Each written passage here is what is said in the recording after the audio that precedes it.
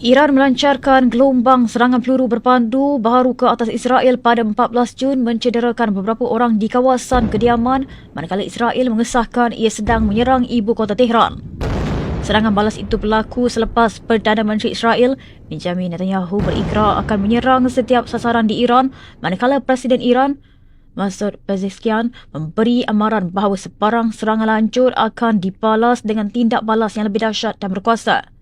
Operasi ketenteraan Israel yang bermula awal Jumaat lalu menyasarkan sistem pertahanan udara Iran serta beberapa lokasi utama program nuklear dan ketenteraan, mengorbankan puluhan nyawa termasuk komander tentera tertinggi dan saintis atom menurut pihak berkuasa Tehran.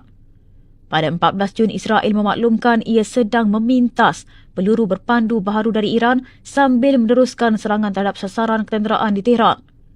Agensi berita Iran Tasnim melaporkan serangan Israel menyasarkan ibu pejabat Kementerian Pertahanan di Tehran dan merosakkan satu bangunannya, namun kementerian itu belum mengulas lanjut.